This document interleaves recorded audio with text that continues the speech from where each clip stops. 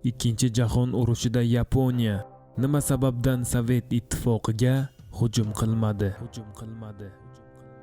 Tinch okeandagi urush Ikkinchi jahon urushi tarixidagi alohida va dramatik sahifadir. Ma'lumki 1941-yilning 7-dekabrida Yapon dengiz samolyotlari Gavayi orollaridagi Amerika dengiz bazasiga hujum qildi. 6 soatdan keyin AQSh prezidenti Franklin Ruzvelt Tinch okeanda Yaponiyaga qarshi urush e'lon qildi.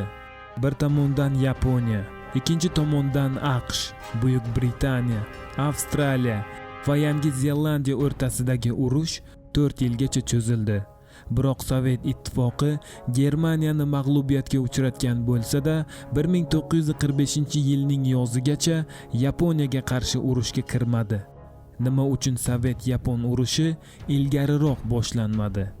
Va 1941-yili Yaponiyaning Sovet ittifoqiga hujum qilishiga nimalar to'sqinlik qildi? Zero agar yaponlar Uzoq Sharq va Sharqiy Sibirda ikkinchi frontni ochganlarida Gitlerga bebaho xizmat ko'rsatgan bo'lar edilar. Aslida 1930-yilda Sovet ittifoqi bilan bo'lgan to'qnashuvlardan keyin bir qator harbiy mojarolar bo'lgani sababli allaqachon munosabatlar tarang holga kelgan bo'lsa-da, Tokio Moskva bilan urush qilishni istamasdi. Sovet ittifoqi Xitoy, Koreya yarim oroli va Mo'g'ulistonda ta'sir ko'rsatish uchun bo'lgan urushda Yaponiyaning tabiiy raqobatchisi bo'lishiga qaramay, Tokio Sovet ittifoqi bilan bo'ladigan to'qnashuvlardan qochardi. Yaponiya 1941-yilning iyunida Sovet ittifoqiga qarshi urush qilmagan bo'lsa-da, Germaniya va Italiya bilan ittifoqdosh edi. Misol uchun italiyaliklar Sovet ittifoqiga qarshi urush qilish uchun hech qanday real sababga ega emas edilar. Ispaniya bo'limi va Xorvatiya birliklari Sharqiy frontda da'vosiz jang qildilar. Lekin Yaponiyaning SSRdan hududiy da'volari bor edi. Lekin hujum qilishdan bosh tortdi. 1941-yilning 13-aprel kuni Germaniya Gitlerchilarining hujumidan bir necha oy oldin Moskvada juda qiziqarli voqea bo'lib o'tdi. Yaponiya imperiyasi tashqi ishlar vaziri Yoshuki Matsuoka va SSR tashqi ishlar xalq komissari Vyacheslav Mixaylovich SSR va Yaponiya o'rtasidagi betaraflik shartnomasini imzoladilar. O'sha paytda Germaniya va Sovet ittifoqi o'rtasida urush bo'lishi hammaga ayon edi va Yapon siyosatchilari ham bundan mustasno emas edilar. Ammo nima uchun yaponiyaliklar Sovet ittifoqi bilan bunday murakkab paytda tajovuz qilmaslik shartnomasini imzoladilar? Sabablar: Tokioning Xalxingol daryosida Sovet-Yapon mojarosi balandligida Germaniya va Yaponiya tomonidan imzolangan agressiya bitimidan Yaponiya juda norozi bo'lgan degan versiya mavjud. Shuning uchun qasoskor Sharq odamlari Sovet-Germaniya urushi arafasida betaraflik bitimini imzolash orqali Berlindan o'ch olishga qaror qilishgan. Biroq katta siyosatda bunday turdagi arazlashlar hal qiluvchi rol o'ynamaydi. Tokioda esa butunlay boshqacha mulohazalar yuritildi. 3-Reyxdan farqli o'laroq Yaponiya qurol-yaroq borasida ancha oldinlab ketgandi. O'zining keng hududlari va aholisi tufayli Sovet ittifoqining ulkan salohiyatini hushyorlik bilan baholab, Gitler Germaniyasi SSRga qarshi urushda g'alaba qozonmasligini yaxshi tushunardi. Shuning uchun Yaponiya rahbariyati Gitlerning sarguzashtlariga aralashishni istamadi. Ikkinchidan, Yaponiya Sharqiy va Janubiy Sharqiy Osiyodagi voqealarga qiziqdi.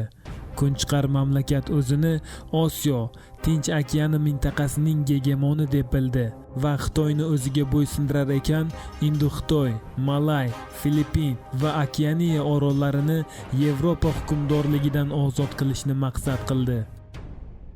Konsepsiya bo'yicha Yaponiya SSRning Shimoliy Saxalin neft bazasidan neft olardi. Yaponiyaga neft suv va havodan ham ko'proq kerak edi. Tinch okeandagi qotil linkorlar va samolyotlarning Anglo-Amerika qo'shinlariga qarshi turishi neftsiz bo'lmasdi. 1944-yildagi SSR va Yapon shartnomasida 5 million rubl mablag'i evaziga yiliga 50 ming tonna neft yetkazib berish masalalari kiritilgan edi. Shu asnoda Xitoyning shimol va g'arbidan tutashgan Sovet ittifoqiga qarshi urush boshlanishi Yaponiya uchun suiqasd qadami bo'lardi. Xitoyga hujum qilgan Yaponiya ko'p aholi yashaydigan mamlakatga qarshi urush olib borish qanday bo'lishini anglab bo'lgandi. Juda tez Yaponiya qo'mondonligi bir vaqtni o'zida turli yo'nalishlarda jangovar operatsiyalar o'tkazish va bosib olingan hududlarni nazorat qilish maqsadida kadrlar yetmasligini his qildi. Bundan tashqari, Yaponiyada qo'shinlarning yoqilg'i, o'q-dorilar va oziq-ovqat bilan ta'minlash bilan bog'liq katta muammolar mavjud edi. Yapon qo'shinlari Sovet, Amerika va Britaniya harbiy yordamlarini Xitoyga yetkaziladigan barcha yo'llarini to'sib qo'ya olmadilar. Albatta, Yaponiya Sovet ittifoqiga qarshi urush boshlash imkoniyatiga ega edi. 1941-yilning kuzida Qizil armiya Moskvaning eng katta kuch bilan himoya qilganida Yaponiya uzoq sharqqa hujum qilib, Sovet ittifoqini darhol juda qiyin ahvolga solib qo'yishi mumkin edi. Lekin yaponlar bunday xavfli amalga jur'at qilmadilar.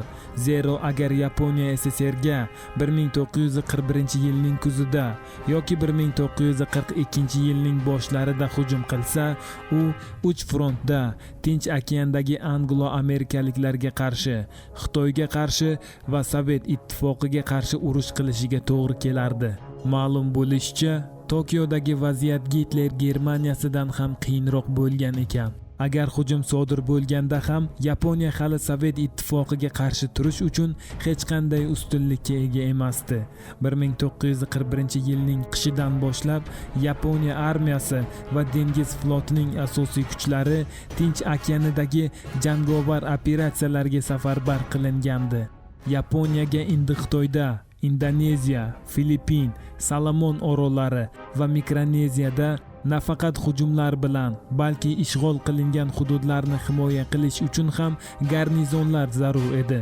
Bundan tashqari, ulkan yapon qo'shinlari Xitoyda yanada faollashgan partizanlar bilan jang qilar edi. To'g'ridan to'g'ri SSRga qarshi Tokio faqat Manjuriyada joylashgan mashhur kvantum armiyasini yuborishi mumkin edi. 1941-1943-yillarda Manjuriya va Koreyada taxminan 700 ming qo'shinni tashkil etuvchi 15 ta yapon bo'linmasi joylashgan edi. Lekin ular jiddiy raqib o'rnida ko'rilmasdilar. Qizig'i shundaki, Tokioda SSRga qarshi urush boshlash rejalari shartnoma imzolangan kundan beri muhokama qilingan. Sovet ittifoqiga hujum qilish tarafdorlaridan biri 1941-yilda betaraflik shartnomasini imzolagan imperiya tashqi ishlar vaziri Yoshuki Matsuoka edi. U Yaponiya kelishuvlarga rioya qilishi shart emas, balki aniq vaziyatlarga asoslangan qarorlar qabul qilishi kerak deb hisoblardi. Yaponiya qo'mondonligi Ikkinchi jahon urushi davrida kvantum armiyasini hajmini 2 baravarga oshirdi. Ammo Sovet ittifoqiga hujum hech qachon sodir bo'lmadi. Yalta konferensiyasida Yosif Stalin G'arb ittifoqchilariga Gitler Germaniyasiga qarshi urush tugaganidan 2-3 oy o'tib Yaponiyaga qarshi urush boshlashga va'da berdi. Bu vaqtga kelib Berlinni bir necha oydan ortiq vaqt davomida ushlab tura olmasligi aniq edi. Shundan so'ng navbat Yaponiyaga kelardi. Buni yaponlar juda yaxshi tushundilar.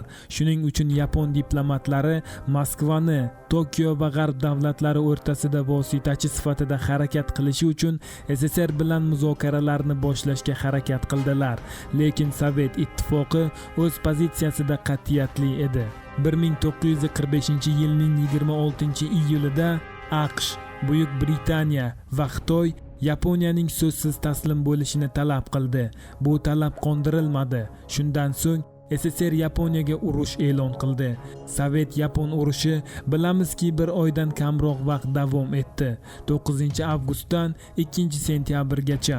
1945-yil kvantum armiyasi butunlay mag'lubiyatga uchradi va Yaponiyaning mag'lubiyati natijasida Sharqiy va Janubiy Sharqiy Osiyodagi siyosiy vaziyatlar keskin o'zgardi.